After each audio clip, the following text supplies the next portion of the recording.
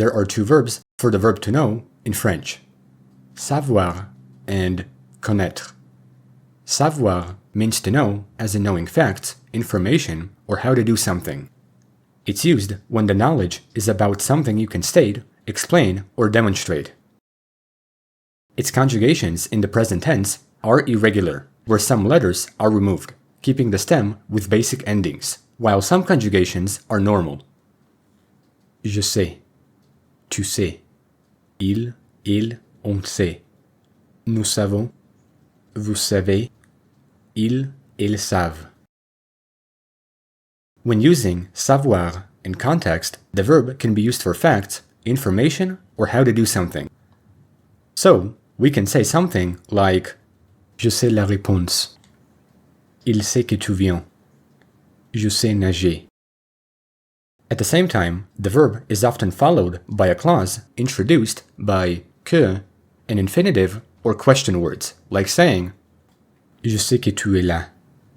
Il sait conduire. Sais-tu où il est? Now, we can see the verb connaître, which means to know, as in being familiar with someone, someplace, or something. It expresses personal experience rather than factual knowledge, because technically, it's not possible to know everything about someone, someplace, or something. That's why French has two verbs. Its conjugations in the present tense are also irregular, because some don't fit the typical patterns for verbs in French, but some basic endings are preserved. Je connais, tu connais, il, on connaît, nous connaissons, vous connaissez, ils connaissent. When using the verb in context, it can be used for people, places, or general things, like works of art, literature, or any other idea that cannot be fully known.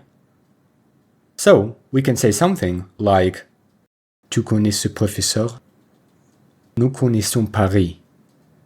Il connaît cette chanson. With this verb, two important points have to be made. 1. Connaître is always followed by a direct object, whether it's a noun or a pronoun.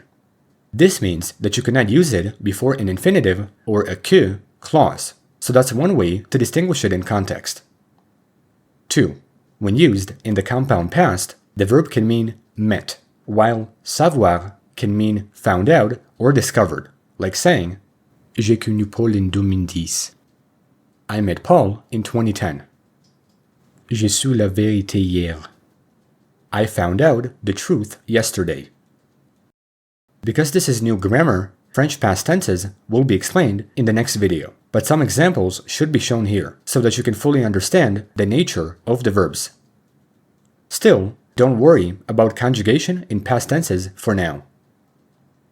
In the past tenses, both verbs can change meaning, depending on whether it's the imperfect or compound past, like saying Je savais la vérité. I knew the truth, which is an ongoing state of knowledge. J'ai su la vérité. I found out the truth at a specific moment, meaning that the action finished in the past. Je connaissais Paul. The sentence can mean I knew Paul, I was familiar with Paul, or I used to know Paul, because it refers to the imperfect past. J'ai connu Paul. I met Paul for the first time, meaning that the action finished in the past. This difference is big for nuance in storytelling. Moreover, it's possible to make expressions with connaître, which makes experiences and stylistic writing, like faire connaître, to make something known, to introduce. Il veut faire connaître son art. He wants to make his art known. Connaître par cœur, to know by heart. Je connais ce poème par cœur. I know this poem by heart. Other expressions can be connaître un succès, un échec, to experience success or failure.